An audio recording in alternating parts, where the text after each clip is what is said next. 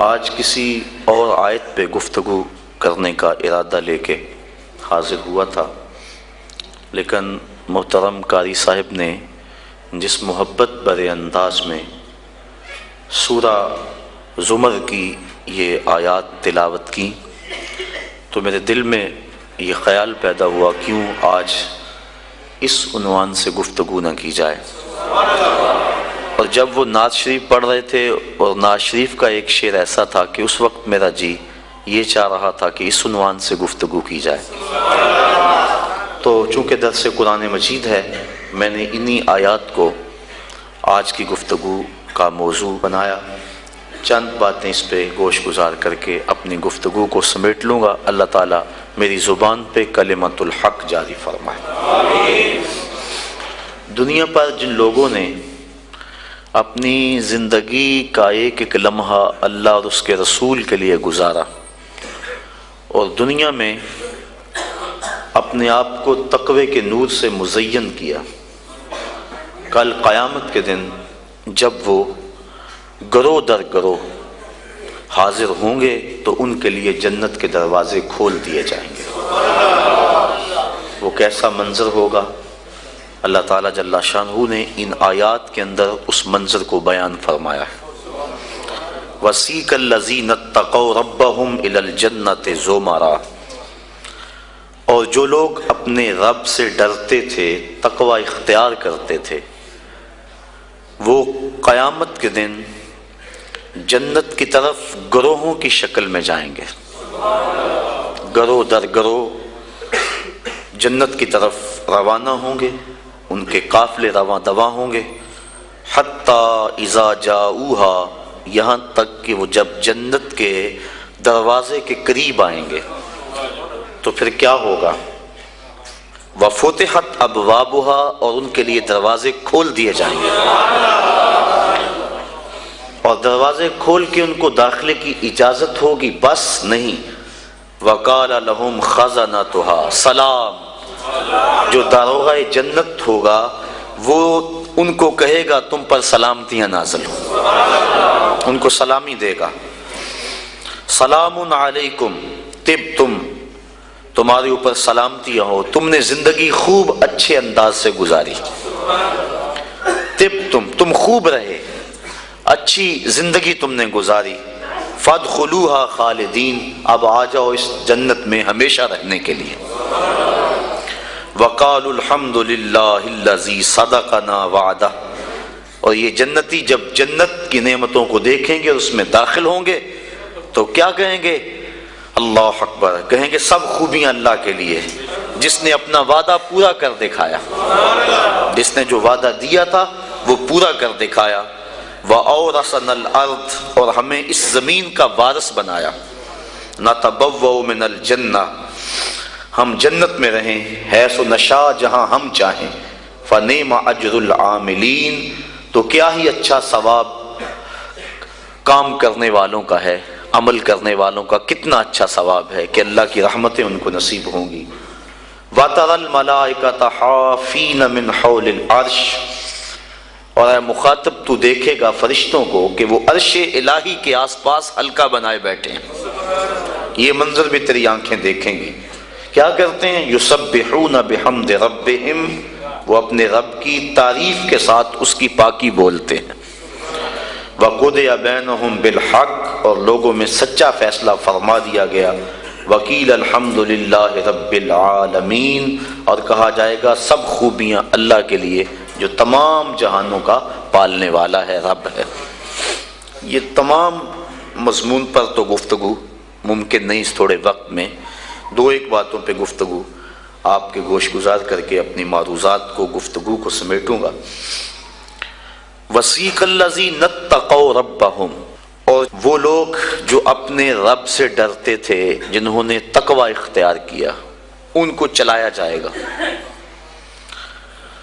اِلَى الْجَنَّةِ زُمَرًا، جنت کی طرف گروہ در گروہ، وہ گروہوں کی شکل میں جنت میں جائیں گے، چونکہ تقوی کی بنیاد پہ جو دوستیاں ہوں گی وہ قیامت کے دن قائم رہیں گی۔ قرآن مجید میں اللہ تعالیٰ جل شانہ نے ارشاد فرمایا کہ گوڑے یار، خلیل کہتے ہیں جگری یار کو، گوڑے یار کو، گوڑے یار قیامت کے دن ایک دوسرے کے دشمن بن جائیں گے، الا المتقین، لیکن جن کی دوستی تقوی کی بنیاد پر ہوگی وہ قیامت کے دن بھی قائم رہے گی۔ اس لیے تقوی کی بنیاد پر قائم ہونے والی دوستی جب قائم رہے گی تو وہ یار کٹھے جنت میں جائیں گے، اور اس مضمون کو یہاں بیان فرمایا گیا۔ زمرہ، گروہ در گروہ، ٹولیوں کی شکل میں، اللہ اکبر، کیسی یہ ٹولیاں ہوں گی؟ اہل محبت کی ٹولیاں ہوں گی، پیار والوں کی ٹولیاں ہوں گی، الفت والوں کی ٹولیاں ہوں گی، اللہ اکبر۔ حتی اذا جاؤہا وفتحت ابوابہا، اور یہ ٹولیوں کی شکل میں جنت میں جا رہے ہوں گے، جنت کے دروازے ان کے لیے کھول دیے گئے ہوں گے، اور جو داروغہ جنت ہے وہ ان کو سلامی پیش کرے گا، سلام علیکم، تمہارے اوپر سلامتیاں نازل ہوں۔ کس بات پہ؟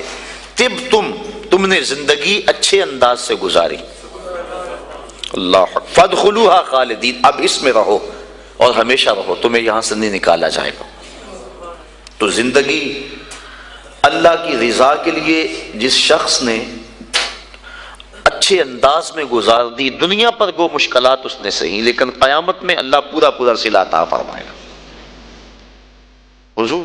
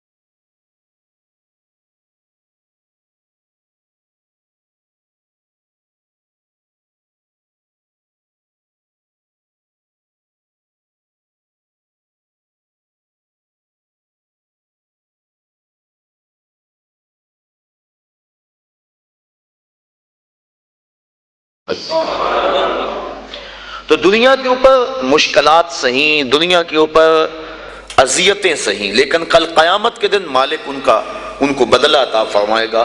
وَسِيقَ الَّذِينَ اتَّقَوْا رَبَّهُمْ إِلَى الْجَنَّةِ زُمَرًا، وہ جائیں گے جنہوں نے تقوی اختیار کیا، اور تقوی احتیاط سے زندگی گزارنے کا نام ہے۔ تقوی کے بارے میں علماء کے مختلف اقوال موجود ہیں، لیکن خلاصہ یہ ہے زندگی اس احتیاط سے گزاری جائے، اللہ اکبر، کہ انسان کے دامن سے کوئی گناہ نہ لگنے پائے۔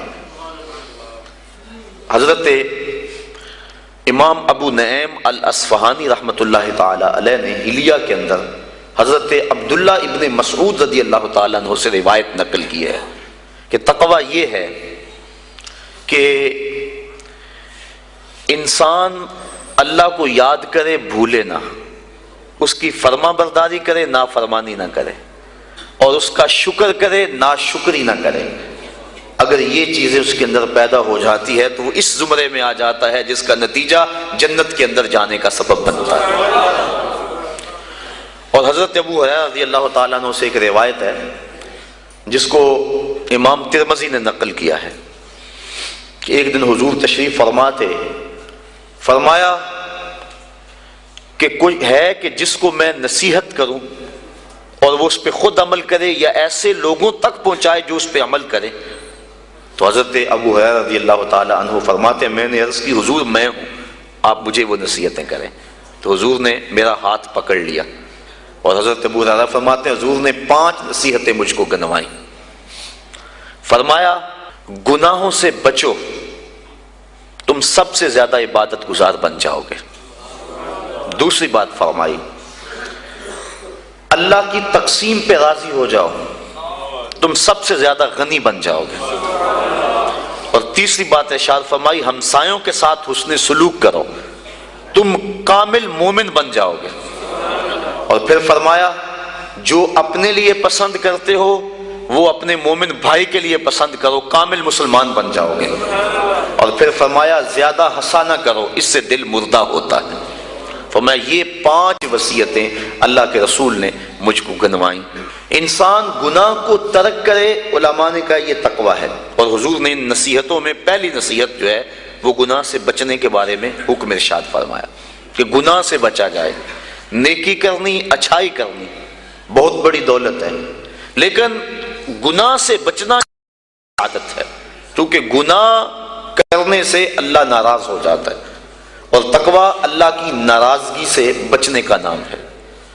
تقوی کے بارے میں علماء کرام نے اور بھی روایات، مختلف اقوال بزرگوں کے بیان کیے ہیں کہ انہوں نے تقوی کی دولت اختیار کر کے اپنے آپ کو جنت کا حقدار بنایا، اور اپنی زندگی کا ایک ایک لمحہ اللہ کی رضا کے لیے گزارا۔ آج ان کے لیے جنت کے دروازے کھلے ہوئے ہیں، اور فرشتے ان کو سلام علیکم کہہ رہے ہیں، اور ان کی سابقہ زندگی پر آفرین کر رہے ہیں کہ تم نے اچھی زندگی گزاری، کہ کفاف تھوڑا تھا، ذرائع آمدنی کم تھے، اولاد زیادہ تھی، جس منصب پہ تم بیٹھے تھے تم اپنے وسائل کو بڑھا سکتے تھے، لیکن اس میں آمیزش ہوتی حرام کی، لیکن روکھی سوکھی تم نے کھا لی، اور زندگی کی مشکل گھاٹیوں سے تم نے گزر کے یہاں تک اپنا پہنچاؤ کیا۔ آج اللہ کی رحمتیں بڑھ کے تمہارا استقبال کر رہی۔ یہ ہے بڑا مشکل کام آج کل بالخصوص، جبکہ دوڑ لگی ہوئی ہے، ہر شخص ایک دوسرے سے آگے بڑھنے کی خواہش کے اندر حلال حرام کی تمیز چھوڑے ہوئے ہیں، اور بات کسی سے کرو تو ہر کوئی یہی کہتا ہے جی کیا کریں، پیٹ کے لیے لگے ہوئے ہیں۔ پیٹ تو 2 روٹیاں صبح مانگتا ہے، 2 شام کو مانگتا ہے، 2 دوپہر کو مانگتا ہے۔ پیٹ کا اتنا لمبا چوڑا مطالبہ نہیں ہے، صرف ہم 2 دونی 4 کے چکر میں پڑے ہوئے ہیں۔ جو بندہ جہاں ہے وہاں وہ راضی نہیں ہے۔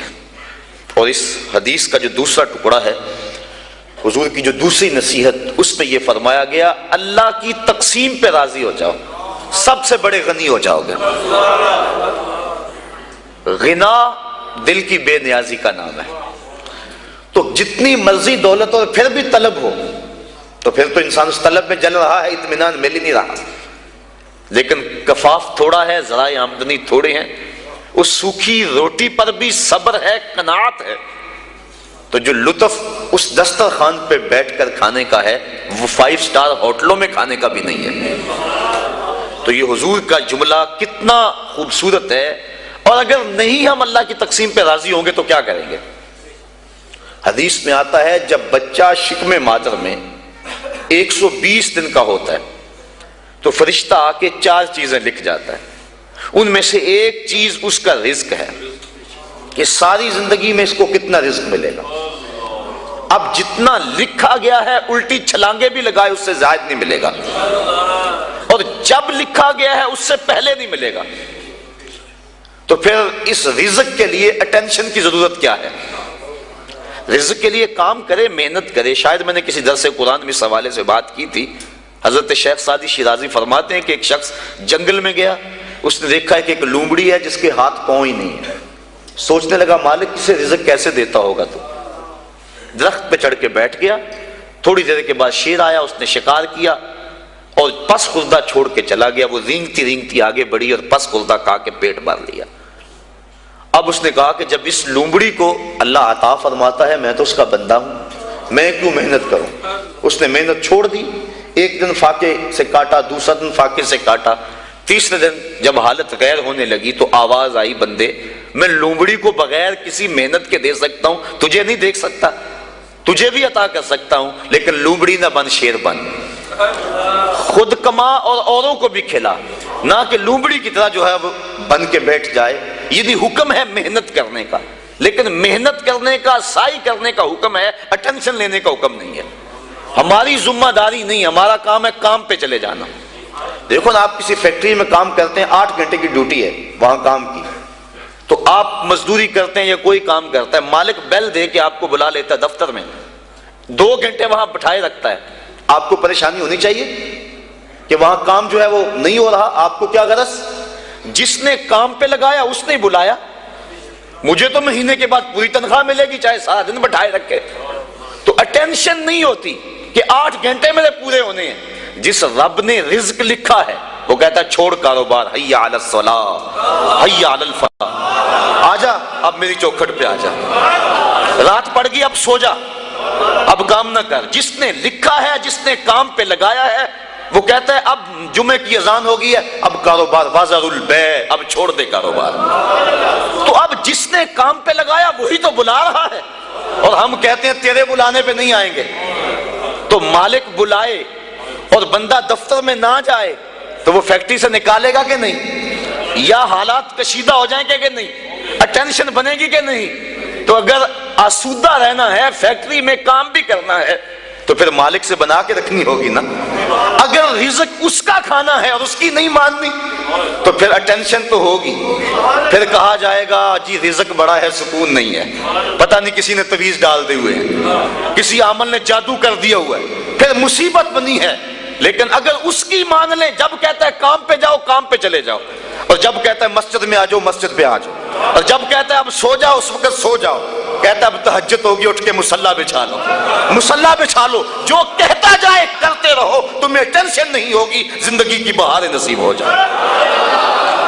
حضور نے ارشاد فرمایا اللہ کی تقسیم پہ راضی ہو جاؤ، اللہ کی تقسیم پہ راضی ہو جاؤ، تم غنی بن جاؤ گے، تم گداگر نہیں رہو گے، تم گداگر نہیں رہو گے، غنی بن جاؤ گے، کروڑ پتی ہو کر بھی کمینے نہیں ہوگے، تمہاری جیب میں کچھ بھی نہیں ہوگا لیکن غنا کی سلطنت کے بادشاہ ہوگے۔ اس کی تقسیم پہ راضی ہو جاؤ۔ اور مجھے واصف علی واصف کا اچانک جملہ یاد آ گیا، اس نے بڑی خوبصورت ایک بات کہی، اس نے کہا اللہ اور اپنی رضا میں فرق کا نام غم ہے۔ اللہ کی رضا میں اور اپنی رضا میں فرق کا نام غم ہے۔ جو اللہ کی رضا ہے بندہ کہتا ہے نہیں یہ نہیں صحیح، تو غم بن گیا۔ تو جب بندہ اللہ کی رضا میں اپنی رضا گم کر لے تو پھر غم نہیں رہتا۔ جے سونا میرے دکھ وچ راضی تے میں سکھ نو چلے ڈاواں، پھر وہ اس حال کے اندر راضی ہو جاتا ہے، ان دکھوں کے اندر اسے لذت آتی ہے۔ وہ کہتا ہے میرا مالک مجھے یہاں رکھنا چاہتا ہے، میں آگے کیوں جاؤں؟ تو جہاں مالک کی مرضی ہے بندہ وہاں رہتا ہے۔ تو آج ہر بندہ ٹینشن میں، ہر بندہ مشکلات میں ہے، ہر بندہ بھاگ رہا ہے، محنت کر رہا ہے۔ میں اس محنت کا انکار نہیں کرتا، یہ بات ذہن میں رکھیں، شریعت میں اس کا انکار نہیں کیا، انسان کو سعی کرنے کا حکم دیا ہے، لیکن اس کے لیے ہمیں ٹینشن لینے کی ضرورت کیا ہے؟ جس طرح بندے کو موت تلاش کرتی ہے، روایات میں آتا ہے، اس طرح بندے کو رزق تلاش کر لیتا ہے۔ تو جو رزق قسمت میں لکھا ہوا ہے وہ بندے کو مل کے رہے گا۔ شیخ سعدی شیرازی فرماتے ہیں ایک بندے نے ایسی ہی کوئی روایات سنی، کہنے لگا جب میں محنت ہی نہیں کروں گا تو مجھے کیسے ملے گا؟ اس نے سب کچھ چھوڑ چھاڑ دیا اور ایک غار میں جا کے بیٹھ گیا، اور غار بھی کوئی تاریک تھی، وہاں کسی کا گزر بھی نہیں تھا۔ 2 4 5 دن گزر گیا تاکہ بے ہوشی پڑنے لگی۔ ایک قافلہ وہاں سے گزرا، غار میں انہوں نے جھانکا، دیکھا کہ ایک انسان ہے اور ادمویا ہے۔ انہوں نے جا کے دیکھا، غور کیا، یہ تو بھوک سے مر رہا ہے۔ انہوں نے کھانا لا کے اس کے سامنے رکھا، اس نے انکار کر دیا۔ اس نے کہا جب میں کچھ نہیں کروں گا تو وہ کیسے دے گا؟ انہوں نے کھانا بھی پیش کیا، اس نے انکار کر دیا۔ وہ بولنے کی سکت بھی نہیں ہے، یہ سمجھے کہ بیچارہ بہت زیادہ بیمار ہے، اور یہ کھانا کھانے کی سکت بھی نہیں ہے۔ کوئی نرم چیز بناؤ اس کے لیے، کوئی دلیا وغیرہ، کوئی ایسی چیز اس کے لیے انہوں نے تیار کی وہاں قافلے والوں نے، اور جا کے اس کو پیش کی۔ اس نے پھر بھی سر پھیر دیا، کہا بیچارہ اتنا مجبور ہے کہ اسے یہ بھی نہیں کھایا جاتا۔ انہوں نے زبردستی جو وہ چمچ میں ڈال کے اس کے منہ کے قریب کی، اس نے دانت بند کر لیے زور سے، کہ جب میں ہی نہیں کچھ کروں گا تو کیسے میرے مقدر کا میرے پیٹ میں پہنچے گا؟ یہ دل میں تھا، اور زور سے دانت بند کر دیے۔ شیخ سعدی شیرازی فرماتے ہیں کہ انہوں نے چمچی کے ایک کونے کو نا اس کے دانت میں جہاں سوراخ ملا وہاں ڈال کر تو زور سے انہوں نے کھولا منہ کو، اور اندر حلوہ ڈالا، اور جب منہ کے اندر حلوہ گیا تو اس کو ہنسی آ گئی۔ کہا مالک جو میرے مقدر کا ہے وہ مجھے مل کے رہے۔ تو یہ کہاوتیں بزرگوں نے جو بیان کی ہیں ہماری زندگی کو آسودہ بنانے کے لیے کی ہیں۔ ہم اپنے مقدر میں جو پاتے ہیں، میرے مقدر میں یا آپ کے مقدر میں جو لکھا ہوا ہے، یہ پکی بات ہے، اس سے زائد تو نہیں مل سکتا۔ اب اس کو حاصل کرنے کے لیے ہم حرام ذرائع کیوں اختیار کریں؟ ہم کام پہ جائیں درود پڑھتے ہوئے، ہم کام پہ جا رہے ہیں، کہاں سے آئے گا، کیا ہوگا، کیا اس کی ٹینشن کیا؟ ہم کام پہ جا رہے ہیں اور نبی پہ درود پڑھ رہے ہیں، بس ہم کام پہ جا رہے ہیں، استغفر اللہ پڑھ رہے ہیں، اللہ رزق دے گا۔ سورہ نور اٹھا کے دیکھیے، فَقُلْتُ اسْتَغْفِرُوا رَبَّكُمْ إِنَّهُ كَانَ غَفَّارًا۔ تو میں نے کہا اپنے رب سے معافی مانگو، استغفار کرو، بے شک وہ معاف فرمانے والا ہے۔ پھر کیا ہوگا؟ یرسل السماء علیکم مدرارا، وہ آسمان سے موسلادھار بارش بھیجے گا۔ وَيُمْدِدْكُمْ بِأَمْوَالٍ وَبَنِينَ، تم کو مال بھی دے گا، بیٹے بھی دے گا۔ وَيَجْعَلْ لَكُمْ جَنَّاتٍ، اور وہ تمہارے لیے جنتیں اور باغ بنا دے گا۔ وَيَجْعَلْ لَكُمْ أَنْهَارًا، اور تمہارے لیے نہریں جاری کر دے گا۔ اللہ اکبر۔ مَا لَكُمْ لَا تَرْجُونَ لِلَّهِ وَقَارًا، آگے فرمایا کیا ہو گیا تمہاری نظر میں اللہ کا وقار نہیں رہا؟ یعنی جس سے مانگنا ہے اس سے مانگ نہیں رہے، اور جو دیتا نہیں اس کے سامنے ہاتھ پھیلا رہے ہو۔ جب سحری کا وقت ہوتا ہے نا، سحری کا وقت، تو اللہ کی رحمتیں قریب آ جاتی ہیں۔ حدیث میں آتا ہے، آواز آتی ہے، حل میں مسترزقن، کوئی رزق مانگنے والا ہے میں اس کی جھولی بھر دوں۔ حل میں مستغفرن، کوئی بخشش مانگنے والا ہے میں اس کے گناہ معاف کر دوں۔ تو اس وقت اللہ کی رحمتیں آواز دے رہی ہوتی ہیں کہ کوئی رزق مانگنے والا ہو تو میں اس کی جھولی بھر دوں، میں اس کی جھولی بھر دوں۔ اور پھر کیا ہوتا ہے؟ جب وہ کہہ رہا ہوتا ہے اس وقت ہم سو رہے ہوتے ہیں۔ جب آواز آ رہی ہوتی ہے، تمہیں ٹینشن ہے، بیٹی کی شادی کرنی ہے، مسئلہ ہے، جہیز نہ دیا تو بیٹی کو تانے ملیں گے، مسئلے تو ہیں اس دور میں، اس کا انکار تو نہیں ہے۔ دن رات جو دوڑ لگی ہے اس کے سبب بھی ہیں۔ ہم جانتے ہیں کہ بھائی فیکٹری میں اوور ٹائم کیوں لگا رہے ہیں، انہیں پتا ہے کہ میں نے اپنی بہن کے ہاتھ پیلے کرنے ہیں۔ اور ہمارا معاشرہ جو ہے قرآن کو چھوڑ کے جہنم بنا ہوا ہے۔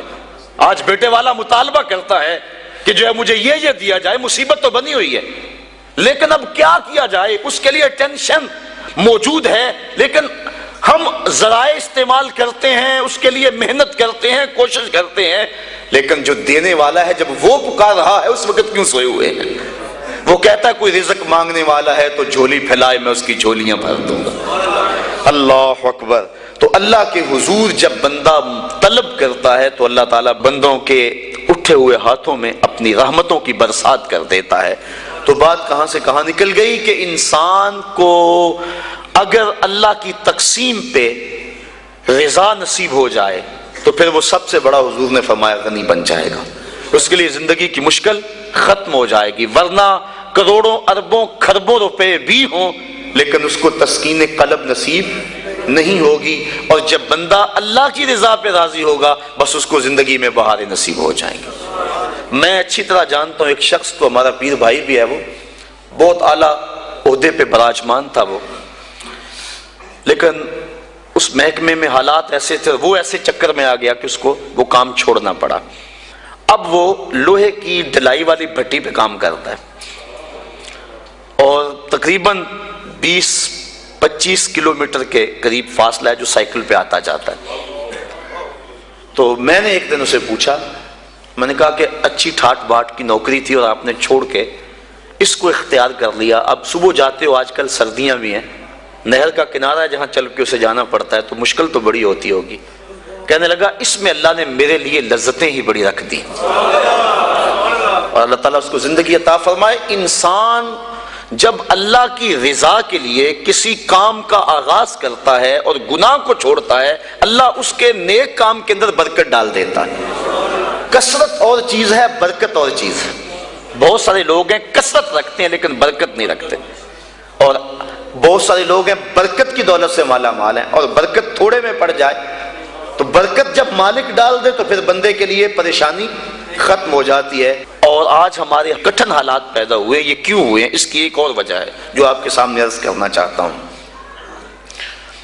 امام خبیری نے اس روایت کو نقل کیا، حضور فرمایا سیاتی زمان علی امتی یفرون من العلماء والفقہاء فیبتلیہم بثلاث، میری امت پہ ایک وقت آئے گا کہ لوگ علماء اور فقہا کی صحبت سے دور بھاگنا شروع ہو جائیں گے۔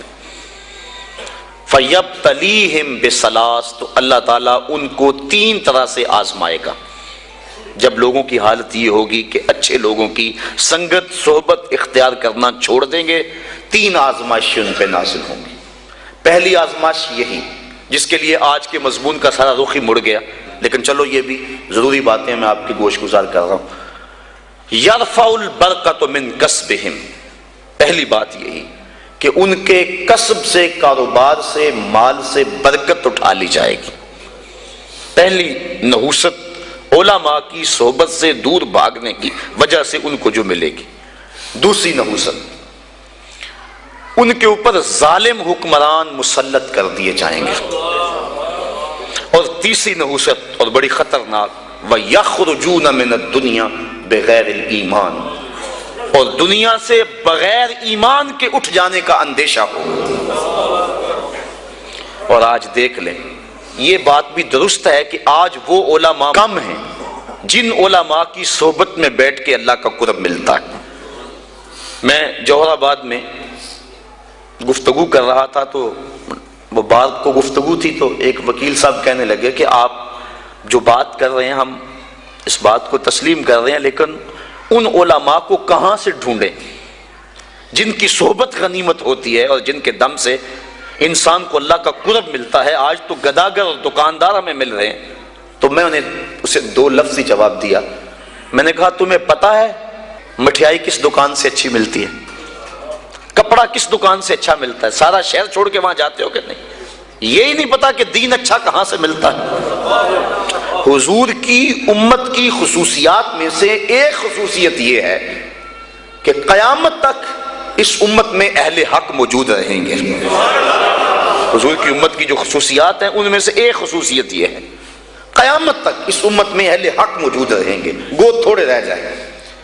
لیکن چونکہ ہم شیطان کے پھندے میں آ جاتے ہیں، اور کبھی ایسا نہیں ہوا کہ ایک دکاندار سے دھوکہ کھا لیں اور پھر دوبارہ کہیں کہ ہم کپڑے پہنتے ہی نہیں، ایک ہوٹل سے دھوکہ کھا لیں تو کہہ لیں ہم کھانا کھاتے ہی نہیں۔ یہ سارے فراڈیے ہوتے ہیں۔ ایک دکاندار سے دھوکہ کھائیں گے، دوسرے کے پاس جائیں گے، دوسرے سے دھوکہ کھائیں گے، تیسرے کے پاس جائیں گے۔ لیکن یہاں کیا ہوتا ہے کہ ہم کسی ایسے شخص کے پاس چلے جاتے ہیں جو دین کے نام پہ کاروبار کر رہا ہوتا ہے، اور پھر جب اس سے ہم ڈسے جاتے ہیں ہم سارے طبقے سے بدزن ہو جاتے ہیں۔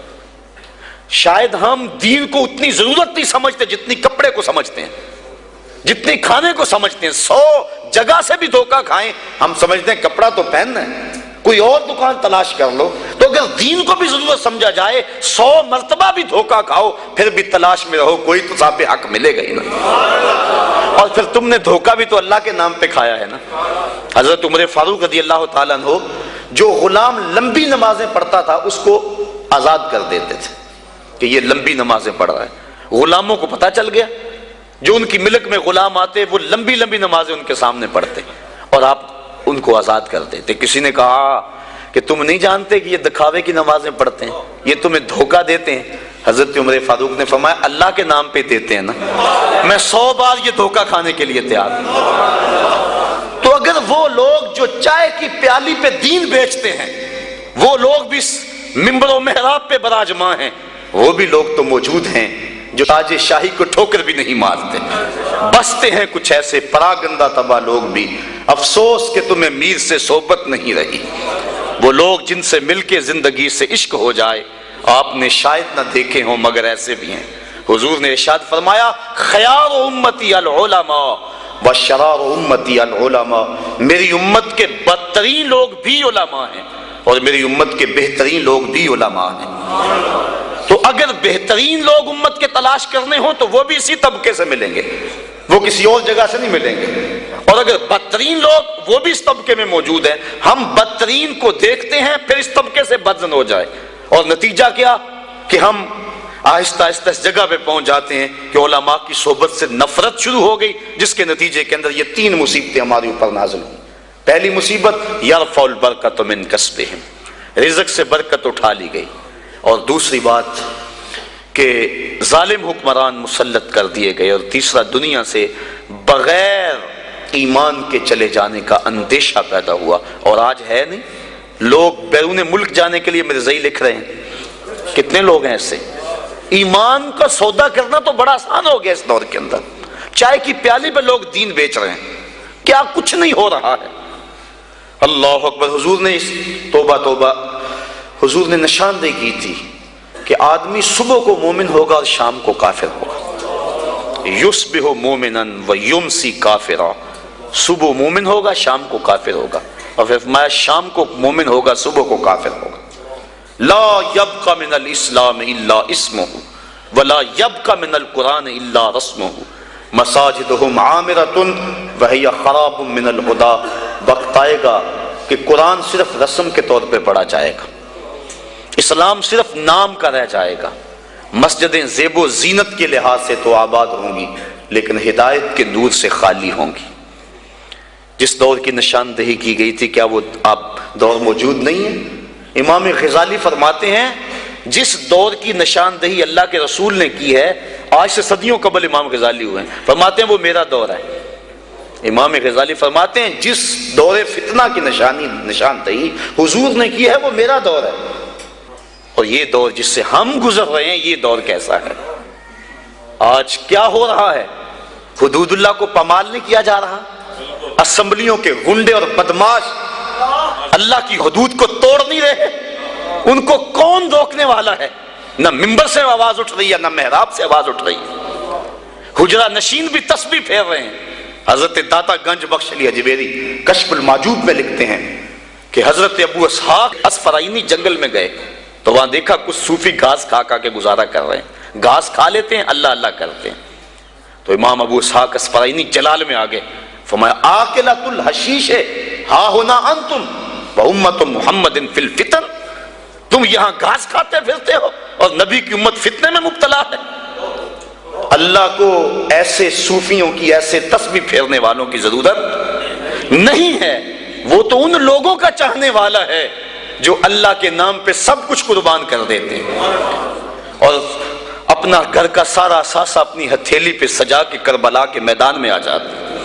تو آج کیا ہو گیا ہوا ہے ہمیں، اور ہم کس جگہ پہ کھڑے؟ یہ ایک الگ دکھڑا ہے، اگر اس مضمون کو میں چھیڑ لوں تو یہ بھی ختم ہونے پہ نہ آئے۔ آج امت جس مشکل حالات میں کھڑی ہے اور پوری دنیا کے مسلمان جہاں کھڑے ہیں آج کسی سے مخفی نہیں، اور ہمارے حکمران کیا کر رہے ہیں، اور جو ذمہ دار لوگ ہیں جن کو اسلام کے نام پہ ہم نے ووٹ دیے تھے اور اسمبلیوں میں بٹھایا تھا کہ تم اسلام کی آواز کو دبنے نہیں دینا، وہ کیا کر رہے ہیں کس سے بھی مخفی نہیں ہے۔ الفاظ کے پردے میں جن سے مخاطب ہوں وہ جان گئے ہوں گے کیوں نام لیا جائے۔ سب کو پتا ہے کہ آج کیا ہو رہا ہے اور کیسی سودے بازی ہو رہی ہے۔ اور لوگ دین کو بیچ رہے ہیں، سرے منبر بیچ رہے ہیں، اپنا دین ایمان بیچا جا رہا ہے، تو یہ قرب قیامت کی نشانیاں ہیں۔ تو آج وہی بچے گا جو اللہ کی کتاب قرآن مجید کے ساتھ لگ جائے گا۔ اچھے لوگ تلاش کرے، ضرورت ہے ہماری تلاش کرنا۔ اگر اچھے لوگ کم ہو گئے تو ہم کہتے ہیں چلو نہیں تو نہ صحیح، یہ ہم کیسے کہہ سکتے ہیں جبکہ ہماری ضرورت ہے؟ ہم جگہ جگہ سے ڈنک کھائیں، جگہ جگہ سے ڈسے جائیں، ان اچھے لوگوں تک پہنچنے کی کوشش کریں۔ یہ دنیا چکی ہے، اور اس کے دو پڑوں کے نیچے جو بھی آ گیا وہ کچلا جائے گا، بچے گا وہی جو کلی کے ساتھ لگ کے رہے گا۔ تو ہم نے اس کلی کو تلاش کرنا ہے، وہ کہاں ہے؟ ہم کہتے ہیں کوئی بات نہیں، ہم کیا کریں جی؟ نہیں، قیامت کے دن پوچھ کاروبار کا پتہ ہے ہمیں، کہاں نفع ہے کہاں نقصان ہے، کہاں سودا دینا ہے کہاں نہیں دینا ہے، کہاں کس منڈی سے 2 نمبر مال ملتا ہے کہاں سے 1 نمبر مال ملتا ہے، ہمیں سب پتہ ہے۔ دنیا کا سارا شعور اور فہم و ادراک ہم رکھتے ہیں، اور یہاں آ کر ہم بھولے بن جاتے ہیں جی ہمیں کیا کریں، ہمیں تو کوئی صحیح ملا ہی نہیں گا، تم ڈھونڈو تو صحیح۔ ایسے لوگوں کو تلاش تو کرو، در در کی خاک تو چھانو، ایک دن وہ ملیں گے جن کے ملنے سے زندگی پیاری لگنے لگ جائے گی، جن کی قربت میں بیٹھ کے اللہ یاد آئے گا، اور جن کی صحبت تمہیں مالک کے قریب کر دے گی اور تم گناہوں سے خود بخود نفرت کرنے لگ جاؤ۔ تو ایسے لوگوں کو تلاش کریں، ایسے لوگوں کی قربت میں بیٹھیں۔ تو مضمون اور سمجھ چلا گیا، اور یہ باتیں ضروری بھی تھیں۔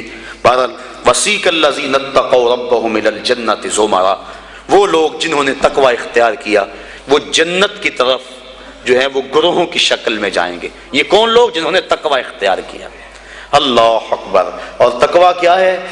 گناہوں سے قلبی نفرت کا نام ہے۔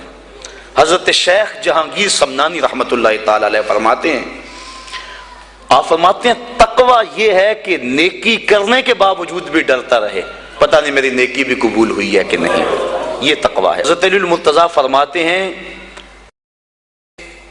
اپنی عبادات پر اعتماد نہ کرنا تقوی ہے۔ اور حضرت عمر فاروق کا عمل ہمارے سامنے موجود ہے کہ عید کے دن رو رہے تھے، چھوٹی عید کے دن۔ اس نے پوچھا آج تو ہر کوئی خوش ہے اور آپ رو رہے ہیں؟ کہا مجھے نہیں پتا کہ میرے روزے قبول ہوئے ہیں یا کہ نہیں، اگر قبول ہوئے تو پھر میرے لیے خوشی کی بات، اور اگر قبول نہیں ہوئے تو میرے منہ پہ مارے گئے، اس لیے میں چونکہ قطعاً جانتا نہیں اس لیے رو رہا ہوں کہ پتہ نہیں میں کن لوگوں میں سے ہوں۔ حضرت بایزید بستامی سے کسی بڑھیا نے پوچھا تھا حضرت ایک مسئلہ تو بتاؤ، پوچھا کیا؟ کہا میرے گدھے کی دم اچھی ہے یا آپ کی داڑھی اچھی ہے؟ آئے مجھے کوئی یہ مسئلہ پوچھ کے تو دیکھے پھر جائے کہاں۔ بایزید بستامی سے بڑھیا نے پوچھا آپ کی داڑھی اچھی یا میرے گدھے کی دم اچھی؟ ناراض نہیں ہوئے، بگڑے نہیں، آنکھوں سے آنسو ڈھلنے لگے۔ کہا تیرے سوال کا جواب فی الحال میرے پاس نہیں ہے، جب میں مر جاؤں گا تو پھر میرے پاس جواب ہوگا، پھر تو مجھے کیسے مل پائے گی۔ بایزید بستامی کا انتقال ہو گیا، بڑھیا کے خواب میں آئے، کہا حضرت میرا سوال اسی جگہ پہ کھڑا ہے۔ کہا اللہ کا شکر ہے میری داڑھی تیرے گدھے کی دم سے 1000 درجے بہتر ہے، چونکہ میرا خاتمہ ایمان پہ ہو گیا۔ تو جب تک یقین نہیں ہو جاتا کہ میں کن لوگوں میں ہوں اتنی دیر تک یہ ظاہر انسان کا اندر بے چین رہتا ہے۔ بڑے سخت معاملے ہیں آخرت کے۔ آج ہمیں نعت خواں بھی کہہ رہے ہیں کہ مجھے دیکھ کے جہنم کو پسینہ آئے، یہ تو منہ میں طوطی بولتا ہے، جو مرضی کہتا پھرے، یہ تو کل قیامت کے دن پتا چلے گا کہ پسینہ کس کو آتا ہے۔ رسول کریم بھی جس جہنم سے پناہ مانگے، کبھی جنت کا تمسخر اڑایا جاتا ہے، ہورے تو کیڑی جنت کا کرنا ہے تذکرہ، اسی جنت کا جس کو رسول اللہ ہاتھ اٹھا کے مانگتے رہے، اسی جنت کا تذکرہ کر رہے ہیں جس کے لیے حضور کا اشتیاق تھا، اسی جنت کی آرزو کر رہے ہیں جس کے لیے حضور نے فرمایا جب اللہ سے مانگو تو جنت فردوس مانگو۔ تو آج دلیری دی جا رہی ہے، آج پیر بیعت کرنے کے بعد جنت کا پرمٹ دے دیتا ہے۔ آؤ میں پیروں کے پیر کی کہانی سناؤں آپ کو۔ حضرت شیخ سعدی شیرازی فرماتے ہیں کہ ایک بندہ مطاف میں کنکروں کے اوپر پیشانی رکھ کے زاروں کے تار ہو رہا ہے، اور کیا کہتا ہے؟ اے اللہ مجھے معاف کر دے، نہیں تو قیامت کے دن اندھا اٹھانا، میں تیرا کیا تیرے بندوں کا سامنا بھی نہیں کر سکتا۔ اتنے درد سے روتا ہے کہ لوگ اپنی دعائیں چھوڑ کے اس کے لیے دعا کرتے ہیں۔ جن لوگوں نے حج کیا یا عمرہ کیا انہیں اس کا تجربہ ہوگا۔ کچھ لوگ اتنے درد سے روتے ہیں کہ بندہ اپنی دعائیں بھول کے ان کے لیے لگ جاتا ہے۔ مجھے تو جس سال جانا نصیب ہوا تھا تو ان دنوں کے اندر فلسطین کی جنگ پورے زور پہ تھی، اور کعبۃ اللہ کی غربی دیوار کے ساتھ فلسطین کے مرد و زن لپٹ کے رویا کرتے تھے، اور جب وہاں ہمارا چکر آتا تھا تو اس وقت طوطے اڑ جاتے اور اپنی دعائیں بھول جاتی اور اللہ کی بارگاہ میں عرض کرتے مالک فلسطین کو آزادی دے دے. یہ کسی کا باپ اس کے سامنے کٹا ہوگا, کسی کی گود سے اس کا لال چھین کر قتل کیا ہوگا, کسی کا بھائی اس کے سامنے ذبح کیا ہوگا. یہ اللہ کی باندیاں اور اللہ کے بندے اللہ کے حضور دکھڑا سنا رہے ہیں. تو انسان اپنی دعائیں چھوڑ کے ان کے لیے دعائیں کرنے لگ جاتا. فلسطین کی آزادی کے لیے دل تڑپتا, پھر کشمیر کی طرف, آذربائیجان کی طرف, کابل و قندھار کی طرف, دشت لیلا کی طرف, اور قلعہ جنگی اور تورا بورا کی طرف, اور موصل و تقرید کی طرف, اور کوفہ و بغداد کی طرف انسان کا دل جاتا کہ وہاں کیا کچھ ہو رہا ہے, اور انسان اپنی دعائیں چھوڑ کے امت کے لیے رونے لگ جاتا ہے. تو وہ اتنے درد سے روتا ہے کہ لوگ اپنی دعائیں چھوڑ کے اس کے لیے کہتے ہیں یا اللہ اس بیچارے کو معاف کر دے. ایک بندہ تو چھوڑ چھاڑ کے کھڑا ہی اس کے سامنے قریب کھڑا ہو گیا اور کہتا ہے مالک اسے معاف کر دے, مالک اسے معاف کر دے. کافی دیر کے بعد وہ شخص جو روتا تھا اٹھ کے جانے لگا. اس کو تجسس تھا کہ میں دیکھوں تو صحیح یہ کون ہے اور اس کو تسلی بھی دوں کہ اللہ بڑا کریم ہے, تجھے معاف کر دے گا. جب اس نے جھک کے جھانک کر دیکھنا چاہا تو چیخیں نکل گئیں. کیوں کہ فائزہ ہوا شیخ عبد الجیلانی, یہ زاروں کے تار رونے والا وقت کا غوث شیخ عبد القادر جیلانی. حضرت سری سختی رضی اللہ تعالیٰ عنہ نے جنید بغدادی کو بلایا. حضرت جنید بغدادی کے وہ ماموں بھی لگتے ہیں رشتے میں اور پیر بھی لگتے ہیں. یہ پیر مرید کی کہانی سنا رہا. آج کا پیر تو گارنٹی دے رہا ہے نا, اللہ اکبر. حضور تو حضرت ربیہ کو بھی جنت کی بشارت دیں اور ساتھ کہیں کثرت سجود سے میری مدد کرنا. اور پیر کہتا تجھے پرواہ ہی نہیں ہے, آؤ اس پیر مرید کی کہانی سنا رہا ہوں.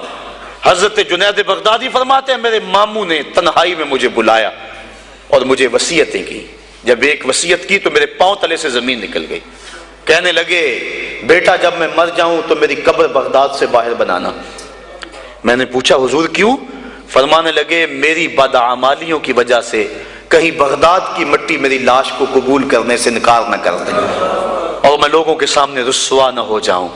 یہ ہیں وہ لوگ تتجافا جنوبہم عن المضاجع, جن کی کروٹیں بستروں سے الگ رہتی ہیں, اللہ کو خوف اور طمع میں پکارتے ہیں, لیکن زندگی کا ایک ایک لمحہ تقوی سے عبارت ہے. دنیا میں تکلیفیں سہی. حضرت امام جعفر صادق ساری زندگی ٹھنڈا پانی نہیں پیا, فرماتے تھے کیا خبر کہ اس کے حساب میں چکرا جاؤں. اور آپ کے مریدین بیٹھے ہوئے ہیں, آپ بھی بیٹھے ہوئے ہیں, لوگ بیٹھے ہیں. کہا یار آج ایک دوسرے سے وعدہ نہ کر لیں. کہا کیا؟ کہا ہم میں سے جو بھی جنت میں جائے وہ دوسروں کو ساتھ لے کے جائے. غلاموں نے کہا حضور ہم آپ سے وعدہ کریں, ہم تو آپ کے سہارے پہ بیٹھے ہوئے ہیں. کہا تم نہیں جانتے آخرت کے معاملے بڑے سخت ہیں. یہ امام جعفر صادق کہہ رہے ہیں, یہ ان کی زندگی ہے. تو ذرا دیکھیے یہ تقوی ہے, یہ خشیت ہے, اور ٹھنڈے پانی سے بھی گریز کر رہے ہیں. 3 چیزوں کا حساب نہیں ہوگا قیامت کے دن. ضرورت کے وقت کھانا پینا, اور ستر عورت کے لیے کپڑا لباس, اور ضرورت کا مکان. ان 3 چیزوں کا حساب نہیں ہوگا. اس کے علاوہ جو بھی نعمت اللہ نے دی ہے ثم لتسألن یومئذ عن النعیم, اللہ قرآن میں کہتا ہے ہر نعمت کے بارے میں پوچھا جائے گا. تو صاحبو جن لوگوں نے اس بات کا خیال رکھا کہ ہمارے رب نے ہمیں پوچھنا ہے اور ایک ایک بات کا ہم نے جواب دینا ہے, یہ بات درست ہے کہ اللہ اپنے فضل سے معاف کرے گا. لیکن سحری کے وقت اٹھ کے سسکیاں بھرنے والا اور رات شراب خانے میں گزارنے والا کیا قیامت کے دن ایک صف میں کھڑے کر دیے جائیں گے؟ یہ کیسے ہوگا؟ غریبوں کا خون چوسنے والا, بیواؤں اور یتیموں کا مال لوٹنے والا, اور رات کی تنہائی میں ان کی مدد کرنے والا کیا ایک صف میں کھڑے کر دیے جائیں گے؟ ایسا کیسے ہو سکتا ہے؟ تو صاحب وہ تقوی ہے کہ انسان اپنی زندگی کے ایک ایک قدم کو بچا بچا کے رکھے کہ میں اللہ کی ناراضگی سے بچ جاؤں. اور دنیا کو اس نے مشکلات میں ڈال دیا. آج کہتے ہیں دین پہ عمل کرنا بڑا مشکل ہے.